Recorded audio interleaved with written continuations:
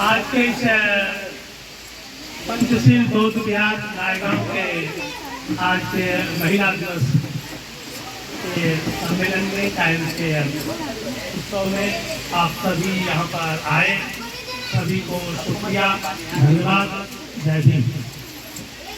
देखिए आज जो है सच कहिए तो बड़ा विचित्र लगता है कि हमें महिला दिवस मनाने की क्यों जरूरत है, क्यों नहीं पुरुष दिवस मनाया जाता है। सवाल ये आता है कि महिला दिवस इसलिए मनाया जाता है। आप लोगों को बता दूं कि ये ह्यूमन नेचर तो हम लोग का, इंसान का जो ब्रेन है ना, ये बड़ा विचित्र है तो सुपर पावर, लेकिन इतना खराब है, इतना बेकार है, इतना मतलब इसके अंदर सैकड़ों हजारों तरह की बुराइयां हैं। और जहां भी आप देखोगे जो आदमी ताकतवर होता है वो कमजोर को सताने की बात करने लगता है। आप देखेंगे 100-200 एक जात के जानवर जो है एक जात में आपके खुशहाल जिंदगी जी सकते हैं, लेकिन 10 इंसान एक साथ नहीं रह सकता है। कुछ दिन के बाद जरूर काटने में कला दुश्मनी हो जाएगी। यही कारण रहा है कि ह्यूमन नेचर जो है एक दूसरे का शोषण करने के कारण इंसान ने औरतों के ऊपर शोषण बहुत ज्यादा किया। औरतों पर तो इतना शोषण किया गया है कि इंसान सुपर पावर होने के कारण उनको अपना कुछ सहभागी समझा ही नहीं, अपना कुछ समझा ही नहीं। यहाँ तक कि वेदों में, पुराणों में, हमारे धर्मों में भी तरह तरह की जितनी भी गालियाँ, जितनी भी आपके तरह तरह की जो भी कमियां हैं, चाहे बुराइयां हैं, औरतों में ही निकाला गया है।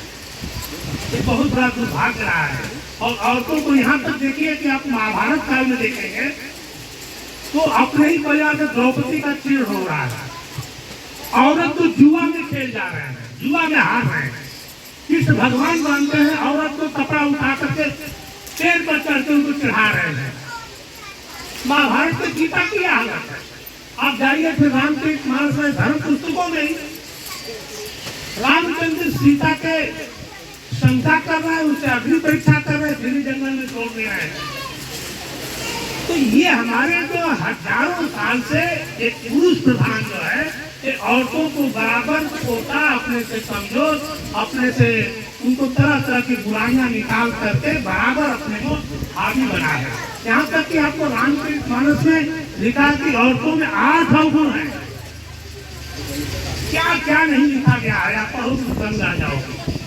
तो ये सब चीजों के कारण जो है कि, और जब ये देखिए कि एक औरत ही उस मर्द को पैदा कर रही है, और जिसको औरत पैदा करे वही मर्द उसको नीचे आ रहा है, उसको कंट्रोल करने की बात कर रहा है।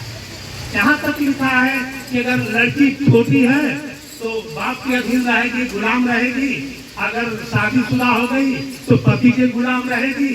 अगर बुजुर्ग हो गई तो माँ बाप इस बच्चे के अधीन रहेगी। मतलब उसको स्वतंत्र कभी किया ही नहीं गया।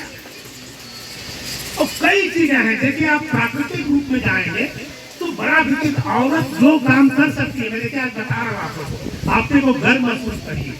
महिला दिवस मनाने का ये मतलब नहीं है कि आई और चली गई। अपने को गर्व महसूस करिए कि हम महिला हैं। आप जो काम कर सकती हैं वो आदमी नहीं कर सकता। कुछ ऐसे काम आदमी कभी नहीं कर सकता, लेकिन आप सब काम कर सकते हैं। आप दूध पैदा कर सकते हैं, आदमी नहीं कर सकता। आप बच्चे पैदा कर सकते, आदमी नहीं कर सकता। एक चीज और सबसे बड़ी बात बता देना चाहता हूँ, हमारे देश में जो बहुत बड़ा दुर्भाग्य है, जिसको कि बहुत ही हमारे धर्मों में भी कर दिया गया। धर्मों में मालूम है यहाँ तक लिखा गया है कि अगर मासिक से पहले बच्ची की शादी हुई तभी पवित्र शादी है। बाप गोदी में बैठा के शादी करता है मासिक से, अगर वो हो गया तो फिर वो बच्ची रही नहीं गई, लड़की नहीं रह गई, उसको फिर नहीं बैठा के शादी करता है गोदी में।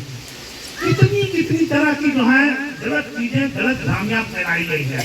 आपको बता दूं, अगर मान लीजिए कोई लड़की, कोई बुरा न माने, हाँ फुल क्या बोलूंगा मैं, अगर कोई लड़की अगर मासिक न हो तो पूरे परिवार में मातम छा जाएगा, छाएगा नहीं छाएगा। लेकिन अगर वही हो जाता है तो अछूत हो गई, किचन में मत जाना, वहां मत जाना, कपड़े मत पहनना, फलाना तरह के, मंदिर मत जाना, उसको अपवित्र कर दिया जाता है।